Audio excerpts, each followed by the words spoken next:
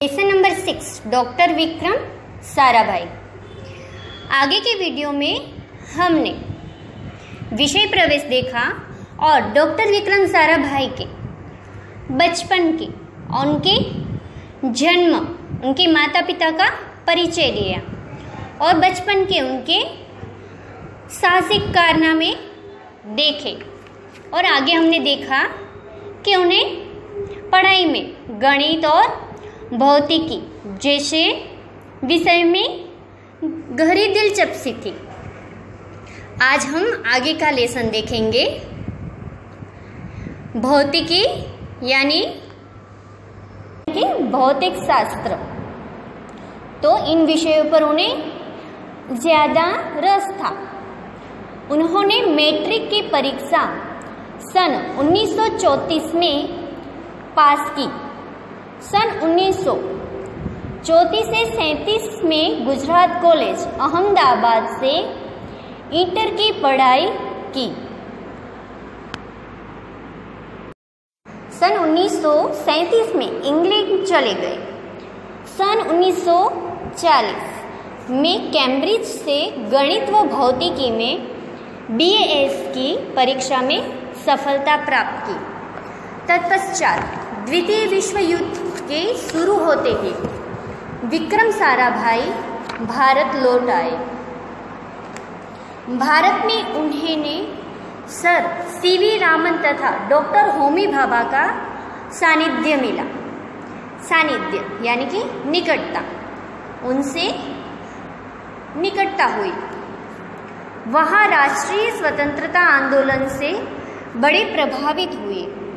सन 1942 में वह मृणालिनी स्वामीनाथन के साथ विवाह सूत्र में बंधे।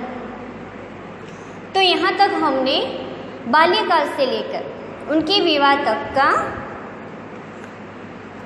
अवस्था हमने यहाँ देखी कि कैसे वह बालपन से ही, बचपन में ही, जैसे कि बच्चों के लक्षण पालने से ही दिखाई देते हैं। विक्रम साराभाई को भी प्रसिद्ध होने की इच्छा बचपन से ही जाग उठी थी। उन्हें अपने पिताजी के नाम आती चिट्ठियाँ देखकर उनके मन में भी यह इच्छा हुई कि मेरे नाम भी इतनी सारी चिट्ठियाँ आए।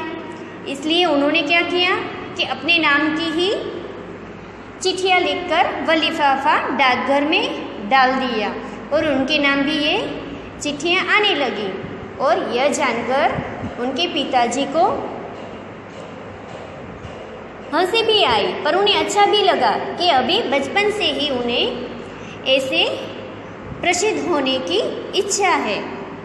और तब वह 5-6 साल के थे और जब 8 साल के थे तब वह साइकिल पर भी कैसे कैसे करतबी करते थे। तो अलग अलग कलाबाजियाँ करके वह लोगों को अचंभित कर देते थे। और शिक्षा में गणित और भौतिकी के प्रति उनकी दिलचस्पी थी और उन्हें मैट्रिक की परीक्षा पास की, फिर इंटर की पढ़ाई की और फिर इंग्लैंड गए और कैम्ब्रिज में गणित व भौतिकी में BSc की परीक्षा में सफलता प्राप्त की। और उसके बाद द्वितीय विश्व युद्ध के शुरू होते ही विक्रम साराभाई भारत लौट आए। भारत में उन्होंने किनसे निकटता मिली तो CV रामन तथा डॉक्टर होमी भाभा। और वह राष्ट्र स्वतंत्रता के आंदोलन से बड़े प्रभावित हुए। और उनका विवाह कब हुआ तो सन 1942 में मृणाली किनसे तो मृणालिनी स्वामीनाथन से। आगे हम देखते हैं, उन्होंने अंतरिक्ष की गहराइयों से, अंतरिक्ष यानी कि आकाश की गहराइयों से आने वाले रहस्यमयी कॉस्मिक किरणों पर, कॉस्मिक यानी ब्रह्मांडीय किरणें पर अनुसंधान यानी कि खोज संशोधन करके कैम्ब्रिज विश्वविद्यालय से सन 1947 में पीएचडी की उपाधि हासिल की। उपाधि यानी कि पदवी। तो उन्होंने कॉस्मिक किरणों, ब्रह्मांडीय किरणों पर संशोधन किया और पीएचडी का पद हासिल किया। ब्रह्मांड तथा सौरमंडल के कई जटिल यानी कि उलझे हुए कठिन प्रश्नों का प्रायोगिक हल निकालने का श्रेय डॉक्टर विक्रम साराभाई को प्राप्त है। श्रेय यानी कि यश। तो ब्रह्मांड के, सौरमंडल के कई ऐसे कठिन प्रश्न थे जिसका प्रयोग द्वारा उसका हल निकाला हो, तो इसका यश किसको जाता है? विक्रम साराभाई को। यह उन्हीं का सुझाव था कि कॉस्मिक किरणों पर प्रयोग के लिए हिमालय की ऊंची चोटियां सर्वाधिक उपयुक्त व अनुकूल होगी। तो उनका क्या सुझाव था कि हिमालय की चोटी सर्वाधिक अनुकूल है।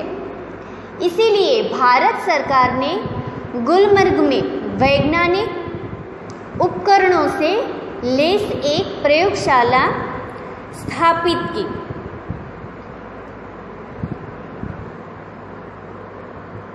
तो विक्रम साराभाई के इस सुझाव से भारत सरकार ने गुलमर्ग में वैज्ञानिक उपकरणों यानी कि साधन, वैज्ञानिक साधन से एक प्रयोगशाला स्थापित की।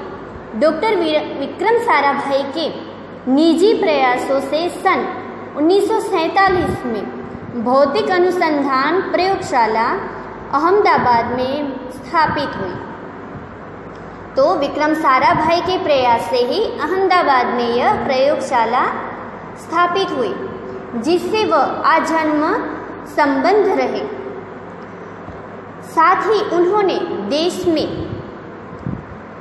वस्त्र उद्योग की तकनीकी समस्याओं के हल निकालने के उद्देश्य से अहमदाबाद में ही टेक्सटाइल इंडस्ट्रीज रिसर्च एसोसिएशन की आधारशिला रखी। भौतिक अनुसंधान प्रयोगशाला डॉक्टर विक्रम साराभाई परमाणु शक्ति, अंतरिक्ष विकिरण, सूर्य, ग्रह, तारा, प्लाज्मा भौतिकी और खगोल पर वह कार्य करते रहे। तो विक्रम साराभाई ने अहमदाबाद में इन संस्थाओं की स्थापना की, भौतिक अनुसंधान प्रयोगशाला की, और उन्होंने टेक्सटाइल इंडस्ट्रीज रिसर्च एसोसिएशन की भी आधारशिला रखी। और वह किन विषयों पर कार्य करते थे? तो विक्रम साराभाई परमाणु शक्ति, अंतरिक्ष विकिरण, सूर्य, ग्रह, तारा, प्लाज्मा भौतिकी और खगोल पर वह कार्य करते रहे। तो आज हम यहाँ तक का लेसन देखते हैं। नेक्स्ट वीडियो में हम आगे का लेसन देखेंगे।